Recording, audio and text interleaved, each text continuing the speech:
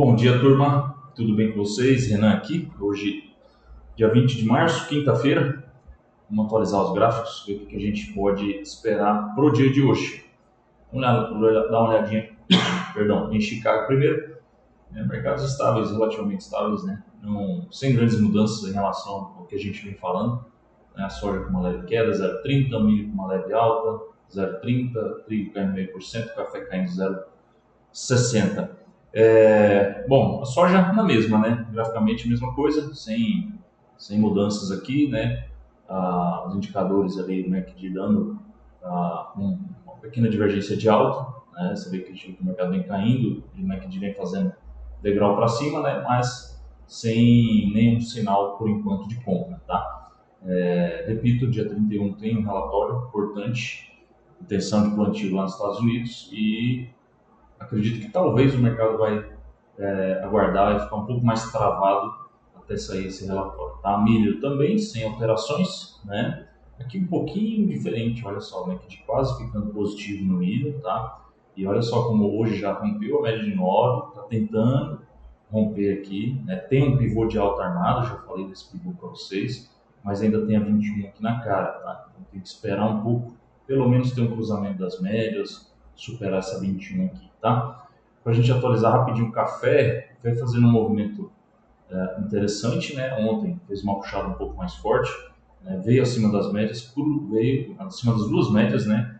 Cruzou as médias também, ó, o MACD quase ficando positivo. Deixa eu dar uma olhada no volume, o volume não foi lá essas coisas, mas o café tentando novamente retomar a alta, né? A gente tem aqui uma LTB, uma linha de tendência de baixa, né? Que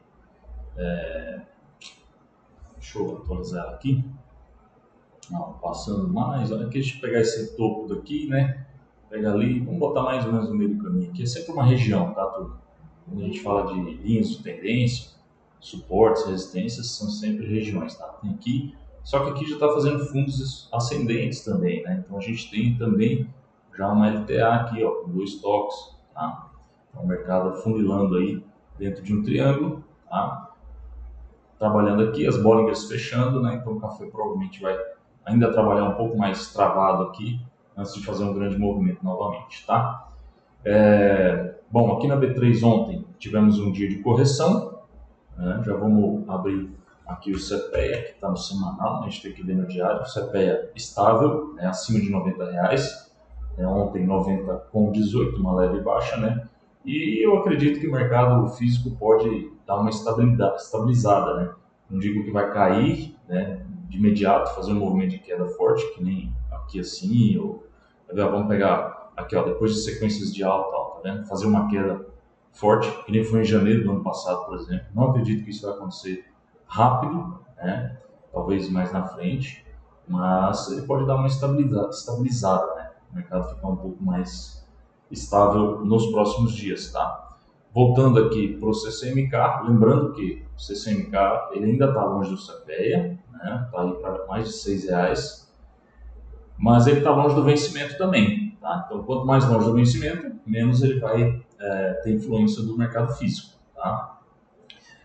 Apesar dessa distorção, desse spread grande que ainda tem, que eu acredito que esse spread pode fechar ali pelos R$ 4, né? Então, esse milho maio vinha ainda a pelo menos aos R$ 86, caso o CPEA se mantenha acima de 90, tá? Mas graficamente falando, né, nós tivemos ontem um dia de correção, e olha que interessante, né?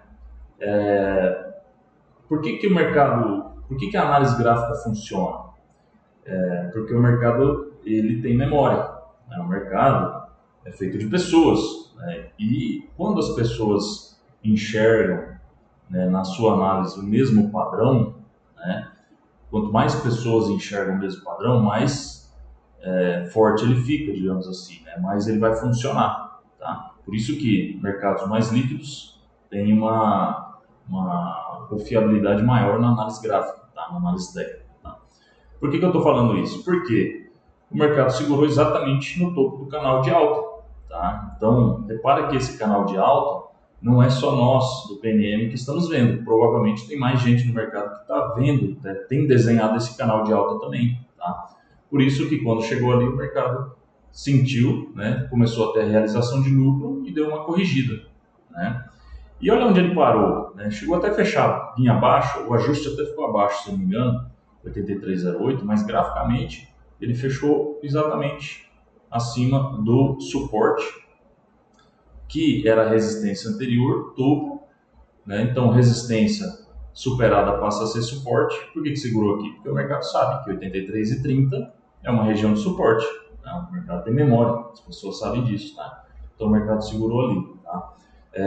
Pode cair mais? Pode ser que ele venha. Essa média de 9, né, ela vai estar hoje, quando o mercado abrir, ela vai estar aqui já nos 82, acima de R$82 provavelmente, tá?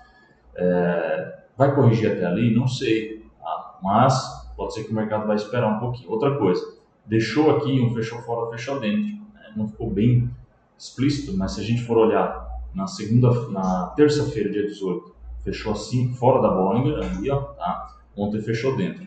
É um setup de correção às médias que ativa perdendo a mínima de ontem. Então teria que perder ontem os 82,90, tá? Porém, o alvo já vai ser curto ali na média de 9, então talvez não seja interessante, tá?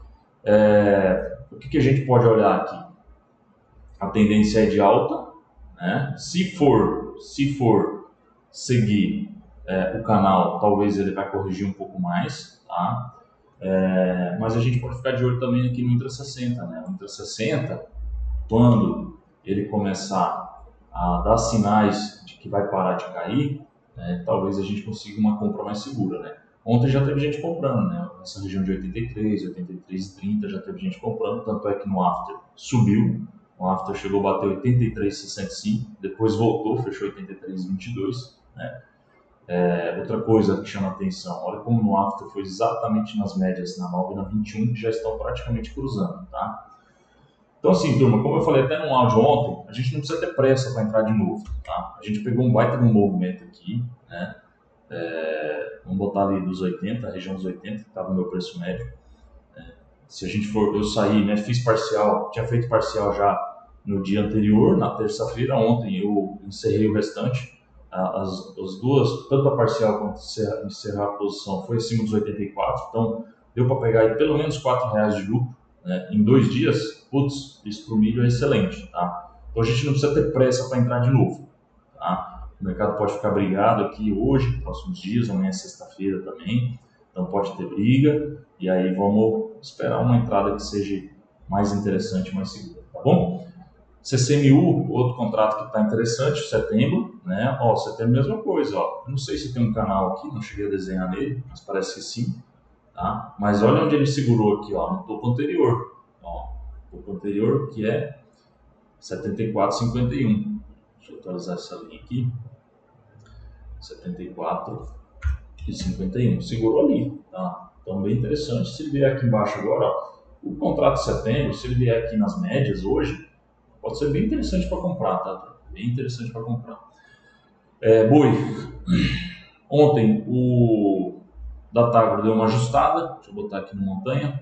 Ó, voltou a subir, tá? 312,13, né? O CPEA, até ontem por curiosidade, fazia dias que eu não olhava, o CPEA está no 310 e o Agro Brasil está nos 318, tá? Só para passar uma identificação, uma posição dos outros indicadores, tá?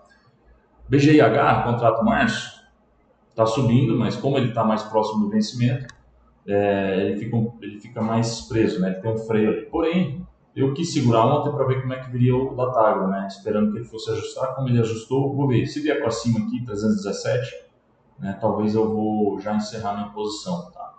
Lembrando que o contrato março, ele vai iniciar a média de liquidação na terça-feira, tá, turma? Então, terça-feira, dia 25, inicia a média de liquidação, tá? 25, 26, 27, 28, né? Por final de semana, dia 31, encerra o contrato. Então, está bem próximo do vencimento.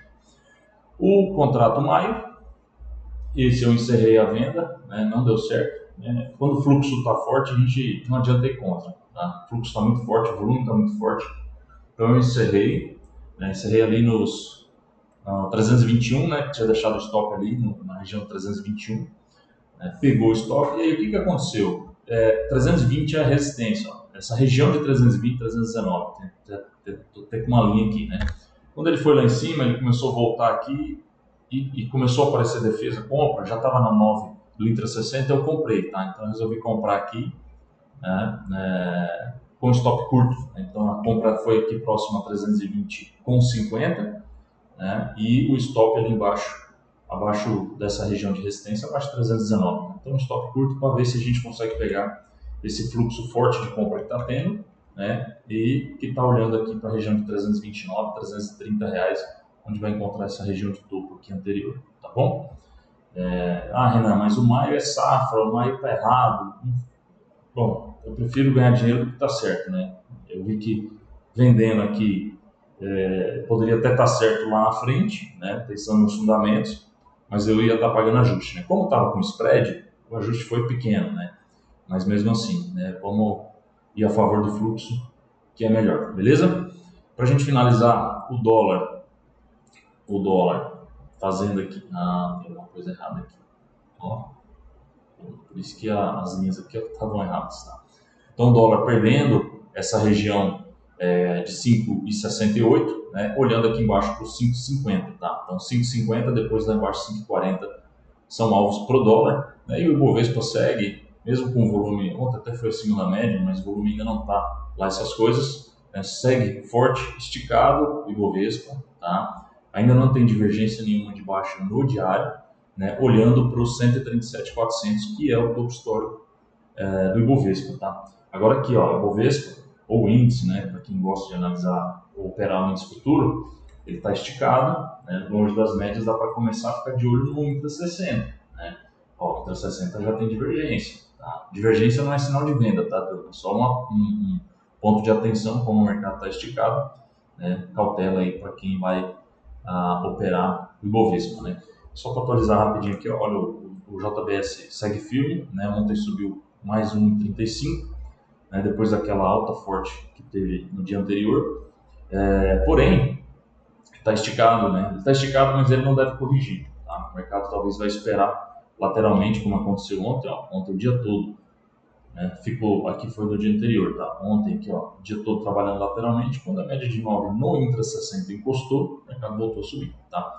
Tá olhando para os R$40,62, que é o topo histórico, tá bom? Então é isso, turma. Eu vou ficando por aqui e logo mais a gente está junto no PNM. Um abraço a todos, fiquem com Deus, tchau, tchau.